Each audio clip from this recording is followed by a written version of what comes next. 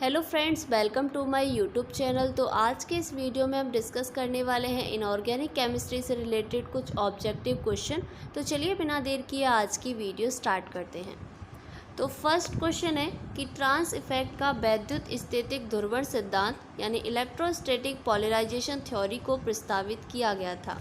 Answer है B यानी Greenberg के द्वारा ट्रांस इफेक्ट के वैद्युत स्थितिक ध्रुवण सिद्धांत को प्रस्तावित किया गया था। तो ट्रांस इफेक्ट को एक्सप्लेन करने के लिए टू थ्योरी दी गई थी। फर्स्ट है आपकी electrostatic polarization theory and second है pi bonding theory. Electrostatic polarization theory को ग्रीनबर्ग ने दिया था। कभी कभी क्वेश्चन ये भी पूछ लिया जाता है कि पाई बॉन्डिंग थ्योरी को किसने दिया था। तो पाई बॉन्डिंग थ्योरी को चैट ने दिया था। इसके बाद देखते हैं नेक्स्ट क्वेश्चन। नेक्स्ट है कि जब PtCl3NH3 C2H4 के साथ अभिक्रिया करता है तो उत्पाद बनता है। ये भी क्वेश्चन आपका ट्रांस इफेक्ट से ही है। तो इस क्वेश्चन को हम कैसे सॉल्व करेंगे, तो यहाँ पे आप देख सकते हैं। तो क्वेश्चन में पूछा है PtCl3NH3 की रिएक्शन करानी है C2H4 से। तो यहाँ पे हम PtCl3NH3 को लिख लेंगे खोल के। यहाँ पे आप देख सकते हैं, यहाँ पे लिखा हुआ है। इसकी रिएक्शन करानी है हमें C2H4 से। तो सबसे पहले हम करते क्या है ट्रांस इफेक्ट में कि जो Pt से Cl और NH3 अटैच हैं, इसमें हम देखेंगे कि Cl और NH3 में किसका ट्रांस इफेक्ट ज़्यादा है। तो NH3 और Cl में जो Cl का ट्रांस इफेक्ट होता है वो NH3 से ज़्यादा होता है। इसलिए जो Cl होता है वो अपनी ट्रांस पोजीशन पर प्रेजेंट Cl को C2H4 के द्वारा रिप्लेस कर देता है। यानी C2H4 इसके Cl के ट्रांस पोजीशन पर आएगा और इस Cl को रिप्लेस कर देगा। तो यहाँ पे आप देख सकते हैं, यहाँ पे C2H4 आ जाएगा। तो हमारा जो यहाँ पे प्रोडक्ट बनेगा वो बनेगा PtCl2NH3C2H4। अब सिस बनेगा या ट्रांस बनेगा, क्योंकि यहाँ पे जो Cl है वो सेम साइड प्रेजेंट है। इसलिए जब सेम साइड प्रेजेंट होते हैं तो हमारा होता है सिस, तो इसलिए बनेगा सिस। तो ये बन जाएगा सिस PtCl2NH3C2H4। आई होप आपको ये क्वेश्चन समझ में आया होगा। यदि आपको ये क्वेश्चन अभी तक समझ में नहीं आया है तो आप हमें कमेंट बॉक्स में बता सकते हैं। ट्रांस इफेक्ट के ऊपर आपको एक अलग से वीडियो प्रोवाइड करा दी जाएगी। तो इसका जो आंसर होगा वो होगा ए यानी सिस PtCl2NH3C2H4। तो यहाँ पे एक क्वेश्चन बनता है कि हमें कैसे पता चलेगा कि NH3 और Cl में Cl का ट्रांस इफेक्ट ज़्यादा होता है NH3 से। तो इसके लिए आपको यहाँ पे ये याद करनी पड़ेगी ऑर्डर ट्रांस इफेक्ट का, यानी the ligands are in the following order of the trans effect. यानी कुछ लिगेंड्स हैं जिनका ट्रांस इफेक्ट का ऑर्डर दिया हुआ, ये आपको याद रखना पड़ेगा। तो यहाँ पे आप देख सकते हैं, ये आप नोट भी कर सकते हैं। इसके बाद देखते हैं नेक्स्ट क्वेश्चन। नेक्स्ट है कि संकुल आयन TiH2O का होल 6 3+ के लिए अवशोषण स्पेक्ट्रम यानी एब्जॉर्प्शन स्पेक्ट्रम निम्नलिखित ट्रांजिशन प्राप्त के लिए प्राप्त होता है। यानी इसके लिए हमें एब्जॉर्प्शन स्पेक्ट्रम निकालना है कि किसमें कौन सा ट्रांजिशन प्राप्त होगा। तो इस क्वेश्चन को हम कैसे सॉल्व करेंगे, तो यहाँ पे आप देख सकते हैं। तो यदि आपने ऑर्गल डायग्राम पढ़ा हुआ है तो आप इस क्वेश्चन को आसानी से सॉल्व कर सकते हैं।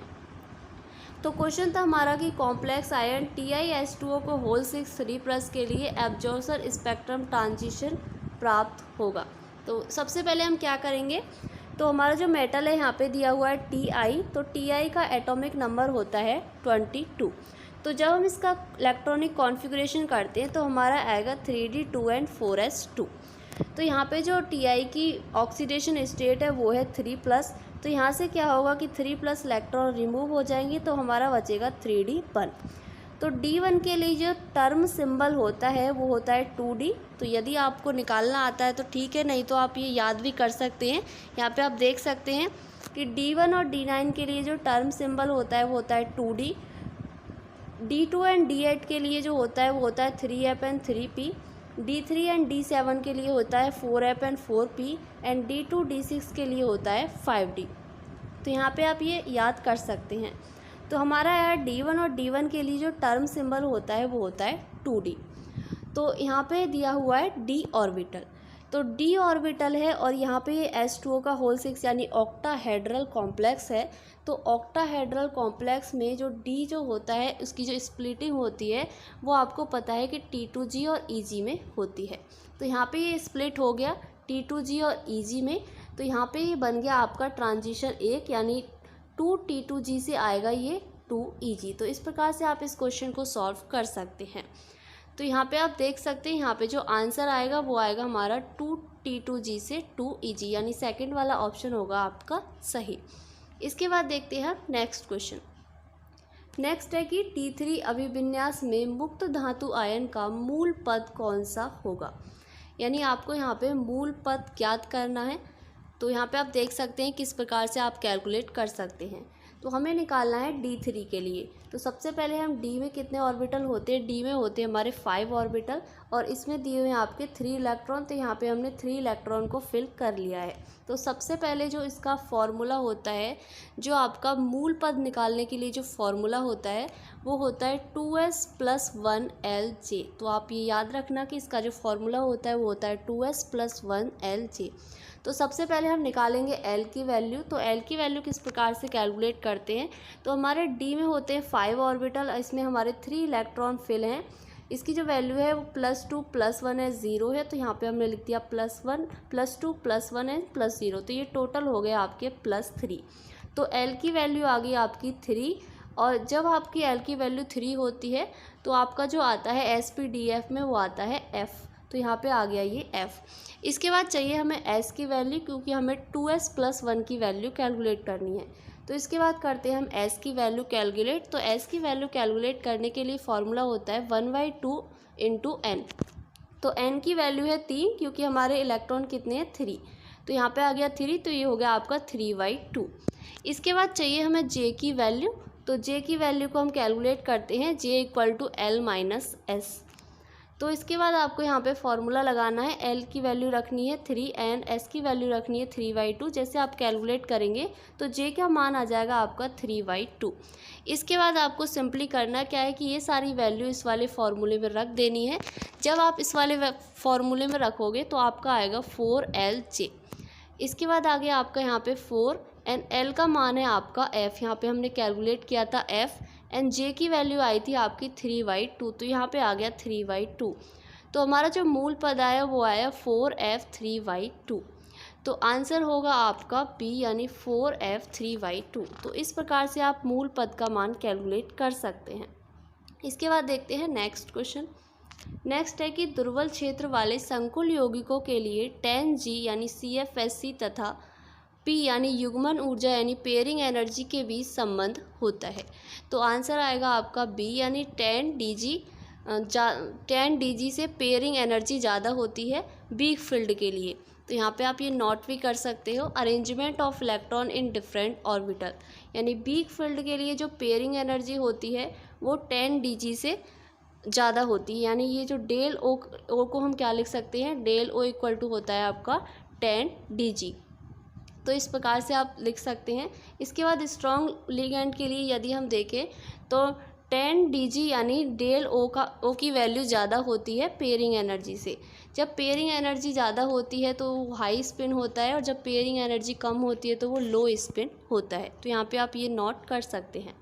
इसके बाद देखते हैं नेक्स्ट क्वेश्चन। नेक्स्ट है कि निम्नलिखित निकाय में अयुग्मित इलेक्ट्रॉन यानी अनपेयर इलेक्ट्रॉनों की संख्या अधिकतम होगी। यानी आपको बताना है कि किस में अनपेयर इलेक्ट्रॉनों की संख्या सबसे अधिक होगी, D5, D6, D7 या फिर D8। तो इसे भी आप कैलकुलेट कर सकते हो आसानी से। यहाँ पे आपको सॉल्यूशन दिखाया गया है। तो यहाँ पे आप देख सकते हैं, यदि हम D5 में कैलकुलेट करते हैं तो हमारे 5 अनपेयर इलेक्ट्रॉन आते हैं, D6 में हमारे 4 अनपेयर इलेक्ट्रॉन हैं, D7 में हमारे 3 अनपेयर इलेक्ट्रॉन हैं, एंड D8 में हमारे 2 अनपेयर इलेक्ट्रॉन हैं। तो क्वेश्चन में पूछा है कि किस में सबसे अधिक अनपेयर इलेक्ट्रॉन हैं। तो यहाँ पे आप देख सकते हैं D5 में हमारे सबसे ज़्यादा अनपेयर इलेक्ट्रॉन हैं, यानी 5 अनपेयर इलेक्ट्रॉन प्रेजेंट हैं। तो आंसर होगा आपका A, यानी D5। इसके बाद देखते हैं नेक्स्ट क्वेश्चन। नेक्स्ट है कि कौन से परमाणुक कक्षकों के संकरण द्वारा वर्गाकार समतलीय संकुल यौगिक बनता है।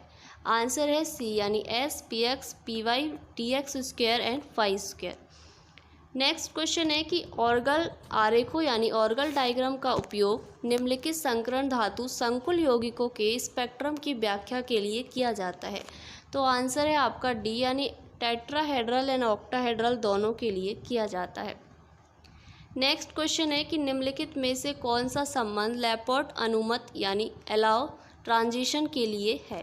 तो आंसर है यदि डेल एल की वैल्यू हमारी ±1 आती है तो वो जो ट्रांजिशन होता है वो हमारा अलाउ होता है। नेक्स्ट क्वेश्चन है कि FeCO का होल 5 मॉलिक्यूल की स्ट्रक्चर विद चुंबकीय यानी मैग्नेटिक प्रॉपर्टीज़ क्रैमस हैं। तो इसको हम कैलकुलेट कर सकते हैं। यहाँ पे आप देख सकते हैं कि FeCO का होल 5, जब हम इसे कैलकुलेट करते हैं तो हमारा जो हाइब्रिडाइजेशन आता है वो आता है DsP3, और DsP3 के लिए जो शेप होती है वो होती है ट्राइगोनल बाईपिरामिडल। तो इस शेप हो गई आपकी ट्राइगोनल बाईपिरामिडल, जो कि इसमें पूछा गया था स्ट्रक्चर। इसके बाद पूछा गया था मैग्नेटिक नेचर क्या होता है, तो ये डायामैग्नेटिक होते हैं क्योंकि इसमें सारे जो इलेक्ट्रॉन है वो क्या है, पेयर। यदि पेयर होते हैं तो डायामैग्नेटिक होता है, यदि पेयर नहीं होते हैं तो पैरामैग्नेटिक होता है। तो आंसर आएगा ट्राइगोनल बाईपिरामिडल एंड डायामैग्नेटिक। तो यहाँ पे जो आंसर होगा वो होगा फर्स्ट है कि किस कार्ब धात्विक यौगिक में पश्च आबंध होता है यानी बैक बॉन्डिंग होती है। आंसर है सी यानी FeC5H5 का होल ट्वाइस। नेक्स्ट क्वेश्चन है कि निम्नलिखित में से कौन सा यौगिक सरल कार्ब धात्विक यौगिक है। आंसर है सी यानी CH3 का होल थ्राइस SNH। नेक्स्ट क्वेश्चन है कि Fe2CO का होल लाइन का सही नाम है। तो आंसर है सी यानी ट्राई म्यूकार्बोनिल बिस ट्राई कार्बोनिल डाई आयरन। इसके बाद देखते हैं नेक्स्ट क्वेश्चन। नेक्स्ट है कि पाई धातु कार्बधात्विक संकुल यौगिकों में धातु कार्बन आबंध MC आबंध निम्नलिखित प्रभाव के कारण शक्तिशाली होता है। आंसर है बी यानी संक्रमणी प्रभाव। ये थी आज की हमारी वीडियो। आई होप आपके लिए ये वीडियो हेल्पफुल रही होगी। यदि आपके लिए ये वीडियो थोड़ी सी भी हेल्पफुल रही हो तो वीडियो को लाइक करें, शेयर करें, एंड यदि आप हमारे चैनल पर नए हो तो चैनल को सब्सक्राइब करें। ऐसी ही वीडियो आगे भी आती रहेंगी। Thanks for watching my video.